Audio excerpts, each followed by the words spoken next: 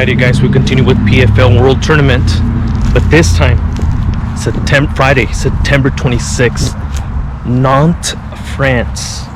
We have the semifinals, which is going to be headlined and co-headlined by two matchups that have nothing to do with the tournament, but we have the Lazy King at welterweight taking on UFC vet Kevin Jousset.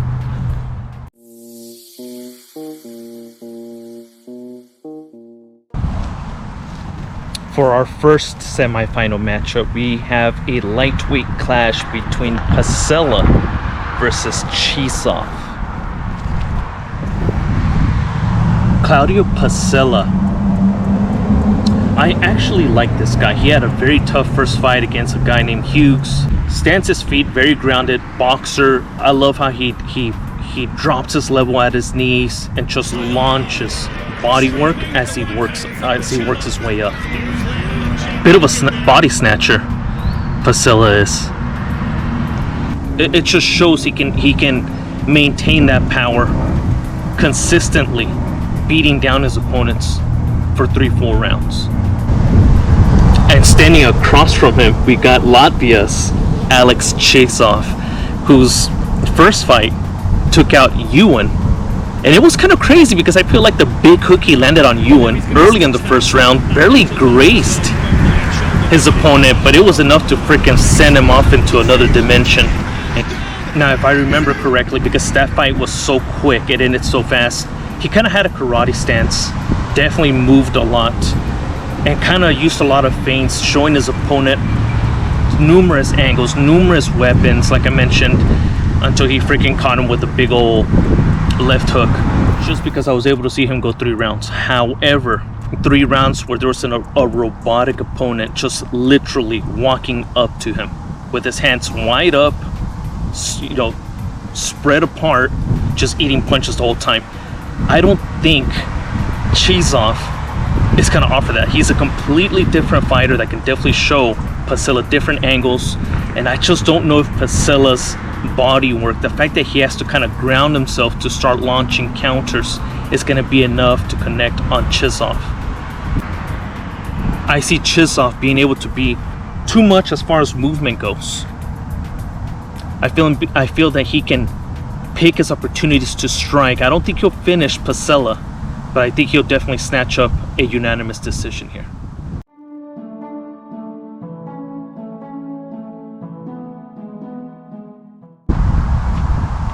Second semifinals of the card, we go to the Bantamweights, and we have a clash between Garnett versus Cieplowski. Let's start off with Dean Garnett. Powerful and compact for his weight. Another great boxer who likes to counter, stands his ground. Decent from what I saw. However, in his last fight against Granville, I feel like he lost 2 rounds to 1, and they gave him the fight. Once in the first round, he was able to counter with a huge heavy hand that sent Granville just moving. And even then, I was like, oh, this other guy, Granville's not going to make it. But then the tides turn come second and third round. And all I saw was Dean Garnett getting out-wrestled fairly easily. Now, Jean Cieplowski, on the other hand, had a quick finish in his first matchup in this world tournament. And one thing I could tell you is he started off like a firecracker. He went hard, he went fast, and got a devastating TKO over Lopez to make it into the semifinals. Cieplowski's fast and furious but reckless style can get him in danger here, because like I mentioned, Garnett likes to kind of plant his feet and counter off. But I want to say the fact that Granville was able to push and dominate Garnett in the wrestling, there's a good chance Cieplowski can push the pace and do the same to Garnett. I feel that Cieplowski can push the pace. It seems like Garnett kind of reacts to his opponents, and I just don't feel like he's going to be able to keep up with Cieplowski in the stand-up. And if Cieplowski can even secure 1 or 2 takedowns, it's over. I feel like he can take this fight by decision.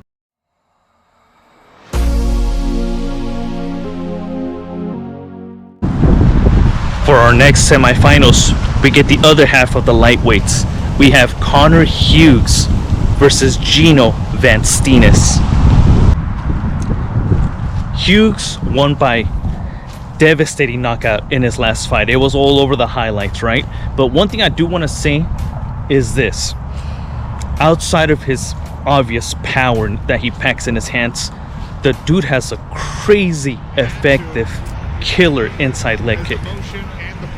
For reference, for those that only follow UFC as MMA fans, look up Bantanweight Jonathan Martinez highlights. That is Hughes right there with his inside kicks. Van Steenis, on the other hand, his last fight, very close fight, a war of attrition, but it was more of a grappling matchup. It was more of a upper body against the cage, upper clinch, war of attritions. It's obvious here what Van Steenis wants to do. He's gonna go in there with this very limited, mediocre stand-up, and he's gonna hope to push Hughes against the cage, clinch him up, inside leg trick him, and start working on him. But I just don't think that's gonna work here.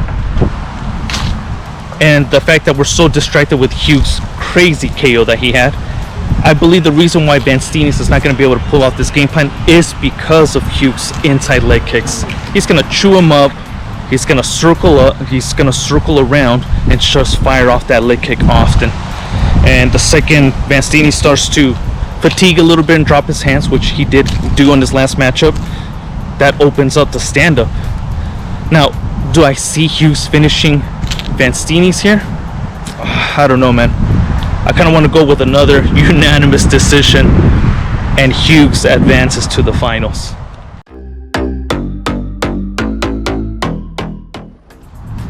Our second half of our bantamweight semifinals.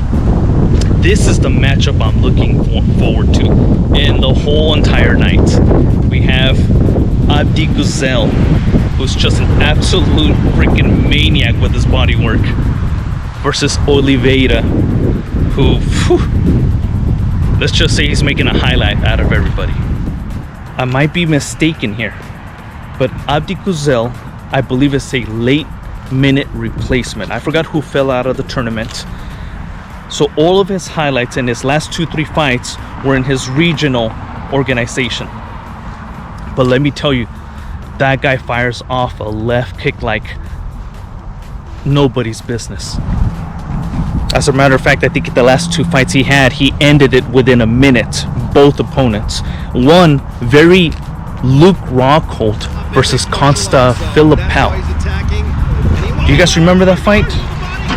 It seems like he likes to create chaos. So when he starts fighting, he gets in your face, he starts showing you different angles, and the second you try to strike, somehow he has the timing down. He either throws a body kick or he launches a knee just right up the solar plex, which also he has a crazy finish while doing that. And his opponent's gonna have no problem engaging and meeting him dead in the center. Gustavo Oliveira, man, what a wildcat this guy is. Kicks, spinning attacks, powerful shots, you name it. This guy's just explosive and dangerous. Look at his last fight against Adiguzel. I mean, just scrappy, got in there, and you could see when he's kind of twitching to throw a spinning attack.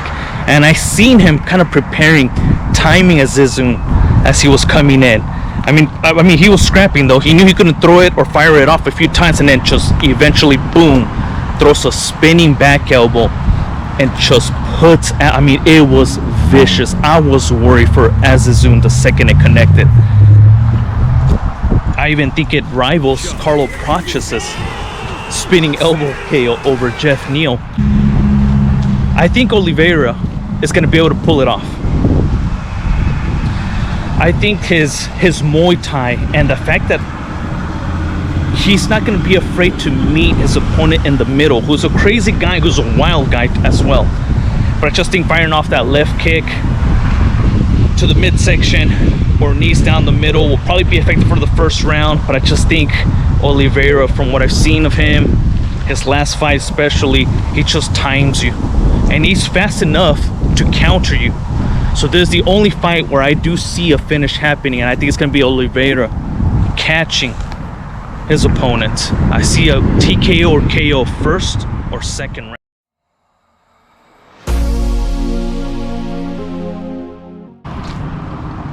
Now for our main event, we have a welterweight fight. A fight between Abdoul Abdouragiumov, known as the Lazy King, so I'm going to start referring to him as the Lazy King because his name is too hard for me to pronounce, against UFC veteran and banger and, you know, fan, you know, fight friendly Kevin Jousset. Let's start off with the Lazy King, another guy that has a bit of hype over there in that part of the world, in that part of the region. I get it, but I am not impressed. That guy's kind of small for the weight class, although he's a bit stocky. And it seems like his whole game plan is to kind of circle, kind of frustrate you, lets you kind of come in, and then he goes for the takedown. And so far, in his career, it's worked for him. Kevin Jousset, I feel, had so many fun fights in the UFC. Sure, he lost a couple back-to-back, but especially his fight with Brian Battle, I believe. Although he got TKO'd, but go watch that fight and tell me if you were not entertained. Not to mention that in a couple of his fights in the UFC, Kevin Jousset was able to display his wrestling and grappling. I even think he has a submission win. So we're talking about the Lazy King, who, like I mentioned, his whole game plan is to circle, wait for you to strike or try to get on him, and he shoots the double and takes you down. But even as he's taking people down, yeah, his wrestling is okay. He seems to be a little powerful than the normal opponent, but I think Kevin Jousset is too much of a veteran to just fall for that. I believe that if Kevin Jousset has been studying this guy, they're gonna know to keep their distance, jab, teep him, kick him, but don't rush in, which is a possibility because Kevin Jousset does seem to kind of chase his opponents a little too much.